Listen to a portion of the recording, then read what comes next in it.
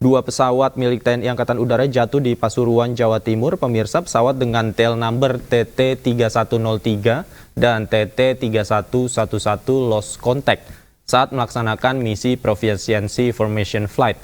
Dan untuk membahas lebih lanjut, selanjutnya kami juga sudah terhubung dengan pengamat militer Hairul Fahmi. Selamat sore Pak Hairul. Selamat sore Mas Jati. Baik Pak Hairul, kalau dilihat dari kecelakaan ini, tadi juga disebutkan oleh Pak Kadis Penau bahwa cuaca juga tidak bersahabat pada saat latihan. Anda melihatnya sebenarnya apa indikasi yang bisa disimpulkan sementara yang menjadi penyebab jatuhnya pesawat ini? Iya, ya kita harus pahami dulu bahwa ya dimanapun ya kecelakaan atau insiden alutsista ini ya selalu mungkin terjadi masuk tempur, ya penyebabnya juga beragam. Ya ada misalnya kita tangan atau sabotase itu ya human error dalam penggunaan gitu ya, kelalaian dalam persiapan, problem cuaca, problem teknis, bahkan kelalaian dalam pemeliharaan dan buruknya perawatan juga sangat mungkin menjadi penyebab kecelakaan. Ya. Nah, pesawat yang jatuh ini, Tucano ini TT3103 dan 3111, jadi sebenarnya bisa dibilang relatif juga ya bergabung di TNI AU tahun 2012-2013 gitu ya. Nah, tentu kita bisa memastikan bahwa dari sisi usia relatif muda, dari kelaikan dia layak terbang dan kondisi pilotnya juga sangat bisa dipastikan sudah menjalani prosedur pemeriksaan kesehatan, dan makanya bisa terbang kan begitu, sehingga ya peluang yang mungkin ya tentu saja ya kalau tidak problem teknis ya problem cuaca. Dan yang kalau lihat situasinya ya karena ada dua pesawat yang jatuh dalam waktu ada yang lost contact dalam waktu yang bersamaan, ya saya kira ini faktor cuaca yang kemudian menyebabkan kedua pesawat ini mungkin mengalami benturan atau apa gitu ya, yang menyebabkan jatuh pada saat yang kurang lebih bersamaan. Oke, Pak Hairul, tapi kalau kita lihat SOP, kita lihat dari SOP ketika sebelum melaksanakan sebuah latihan, apakah memang pesawat ini juga dicek terlebih dahulu sesaat sebelum berangkat walaupun itu hanya latihan, Pak Hairul?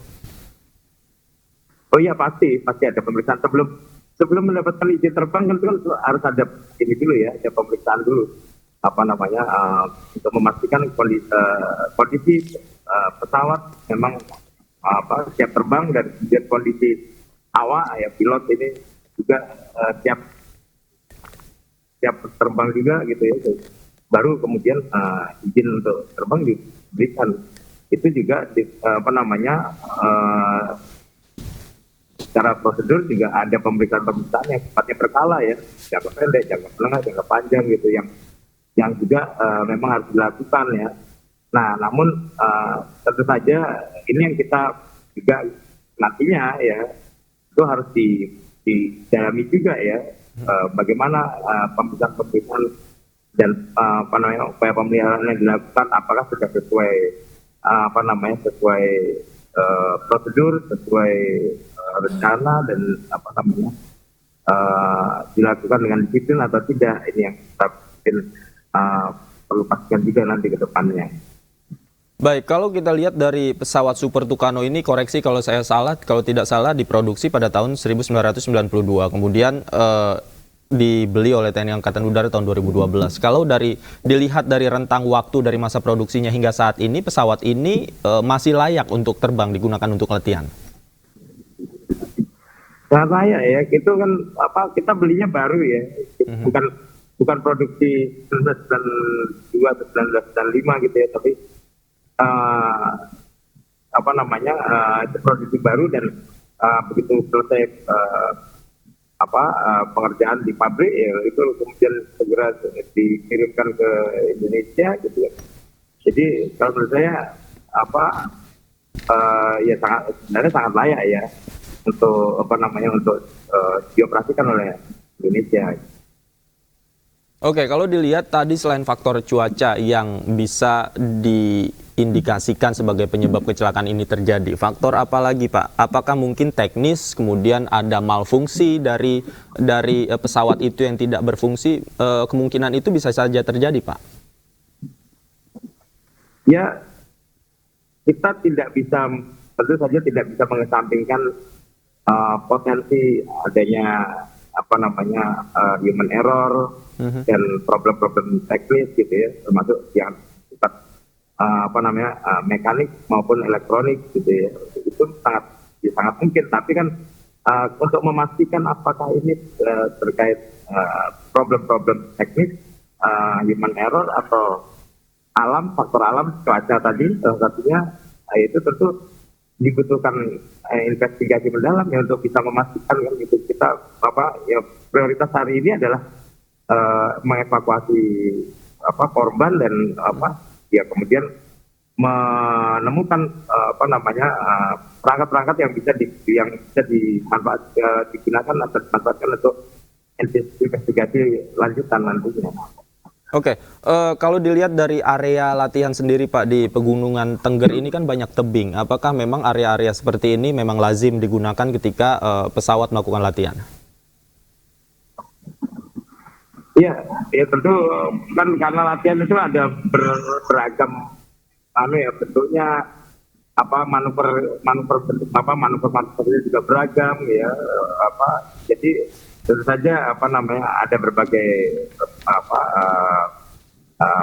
medan latihan yang juga diperlukan ya, salah satunya ya medan bergunung-gunung dengan tebing dengan kemiringan gitu, itu juga salah satu medan latihan yang diperlukan ya, karena apalagi seperti Kano ini memang salah satu pesawat tempur multifungsi ya, yang diantaranya digunakan untuk serangan udara ke darat ya, sehingga tentu saja latihan di medan-medan seperti yang kita saksikan hari ini ya, itu sangat perlukan. Oke, artinya memang lazim terbang di atas pegunungan seperti itu, Pak ya. Kalau memang tidak ada, anggaplah faktor cuaca ini kita kesampingkan, Pak. Dalam latihan rutin biasa, memang biasanya berapa lama, Pak, pesawat ini melakukan latihan di udara hingga nantinya mendarat kembali?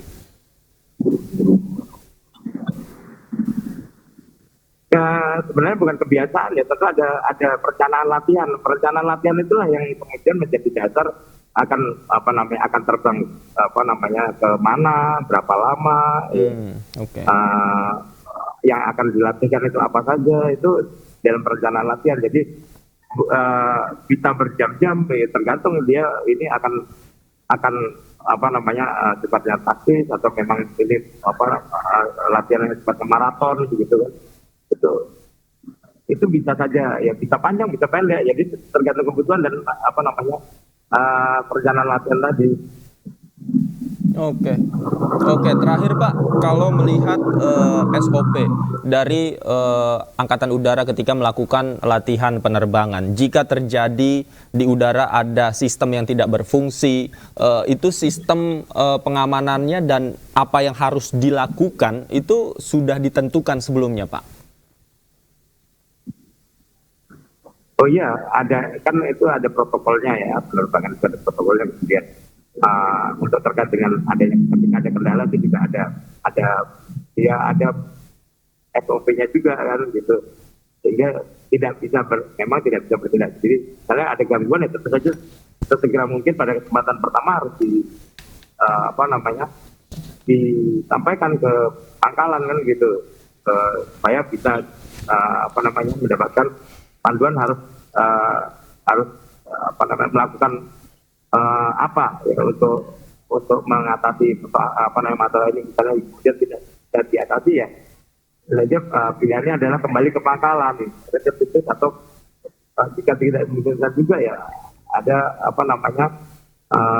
prosedur pendaratan darurat yang dilakukan jika dalam situasi yang tidak memungkinkan untuk kembali ke pangkalan.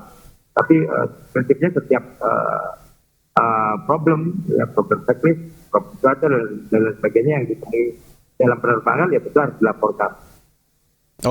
Oke, baik. Terima kasih Pak Hairul Fahmi sudah bergabung bersama kami di iNews Sore. Selamat sore, sehat selalu.